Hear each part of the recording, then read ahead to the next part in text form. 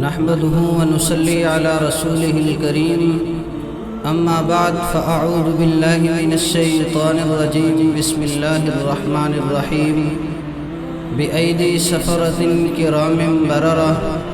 وقال النبي صلى الله عليه وسلم لكل نبي رفيق ورفيقي في الجنة عثمان أو كما قال صلى الله عليه وسلم.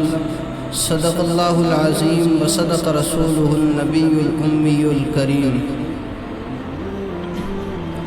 وہ داماد نبی جسے ہم سب عثمان کہتے ہیں، وہ داماد نبی جسے ہم سب عثمان کہتے ہیں، حیا والے غنی اور ناصر القرآن کہتے ہیں.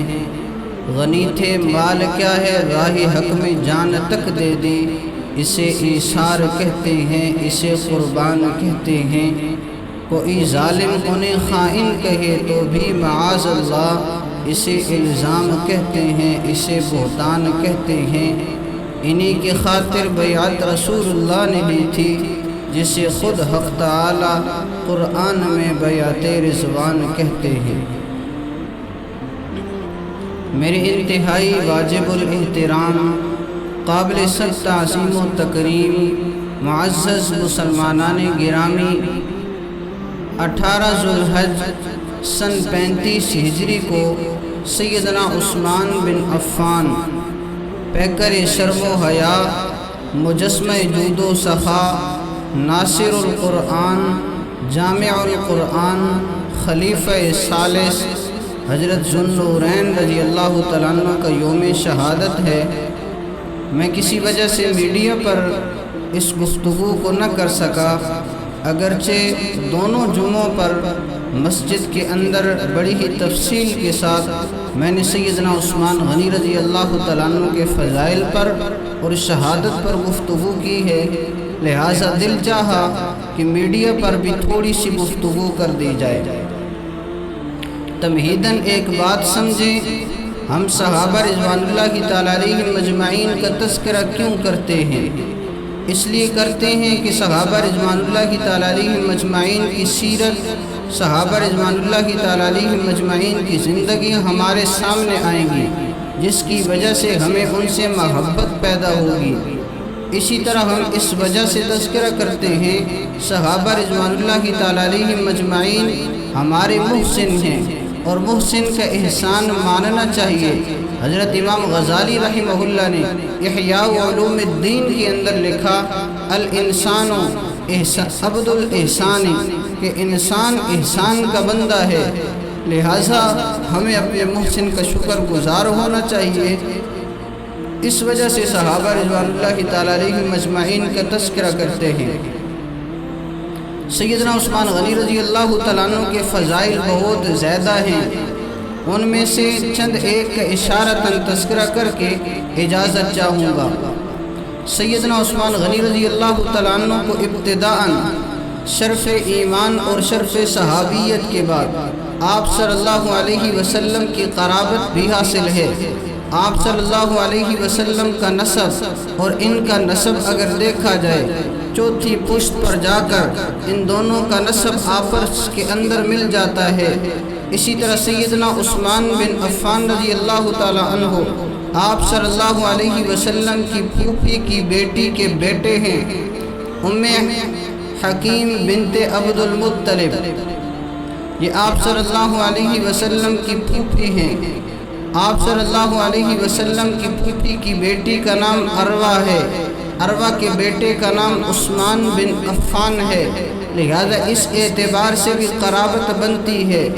دوسرا، آپ صلی اللہ علیہ وسلم کے دوہرے داماد ہیں، داماد بمنزل بیٹا ہوتا ہے، اس اعتبار سے بھی قرابت ہے.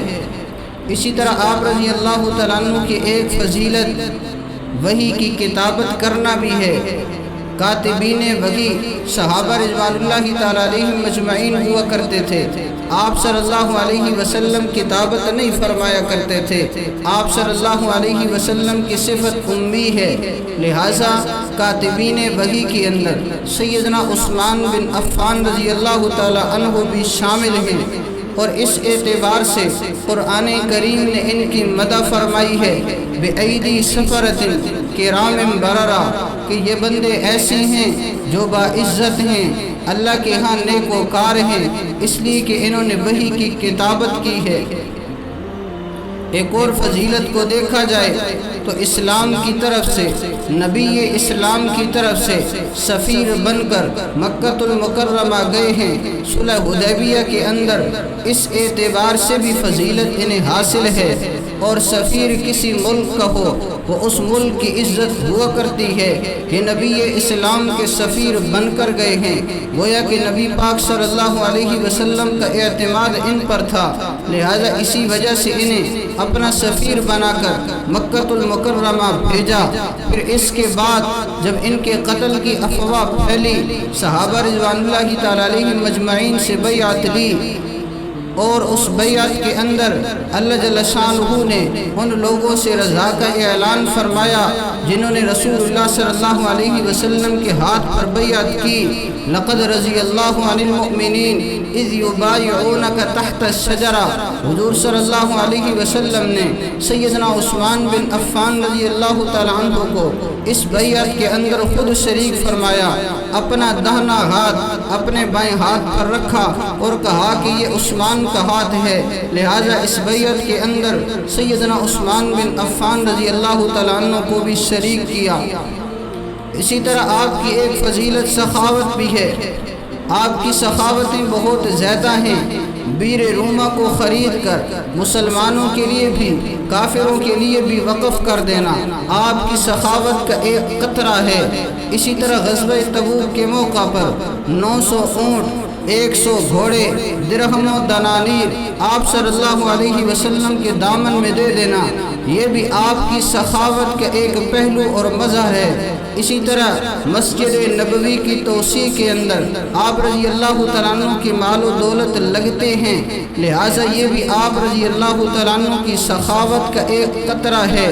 گویا کہ شاعر یوں کہتا ہے، وہ صورت اور سیرت میں نمونہ مصطفیٰ کا تھا، وہ صورت اور سیرت میں نمونہ مصطفیٰ کا تھا، وہ ہر پہلو چمکتا تھا، آئینہ وفا کا تھا، زمانہ پیدا کر سکا نہ پھر ایسا غنی انجم، زمانہ پیدا کر سکا نہ پھر ایسا غنی انجم، وہ ایک دریا سخاوت کا عطیہ خدا کا تھا۔ اسی طرح آپ رضی اللہ تعالیٰ عنہ کی شہادت ہے۔ شہادت کے وقت بلوائیوں نے، سبائیوں نے آپ کے گھر کا محاصرہ کیا، آپ کو 40 دن اندر قید کیا گیا، بھوکا رکھا گیا، پیاسا رکھا گیا، لیکن آپ نے قرآن کریم کی تلاوت نہیں چھوڑی۔ آپ رضی اللہ تعالیٰ عنہ قرآن کریم کی تلاوت کرتے ہوئے شہید ہوئے۔ پہلا پارہ، اس کا آخری صفحہ، اس پر یہ جو آیت مبارکہ ہے فَسَيَكْفِيكَهُمُ اللَّهُ، اس آیت مبارکہ پر آپ کا خون گرا ہے اور یوں آپ نے جان دی ہے۔ شاعر کہتا ہے، یہ کس کا خون آج زینت قرآن ہو گیا، یہ کس کا خون آج زینت قرآن ہو گیا، عثمان کس قدر ذیشان ہو گیا، عثمان جنت میں رب کا مہمان ہو گیا۔ تو یہ صحابہ رضوان اللہ تعالیٰ علیہم مجمعین کے فضائل ہیں۔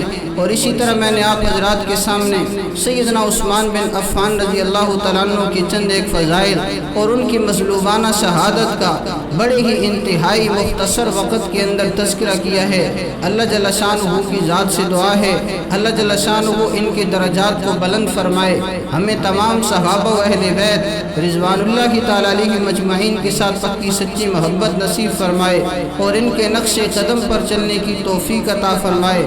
اگر ان کے خلاف کوئی زبان کھلے، اگر ان کے خلاف کوئی قلم کھلے، ہمیں ان کا دفاع کرنے کی توفیق عطا فرمائے۔ وآخر دعوانا ان الحمد للہ رب العالمین۔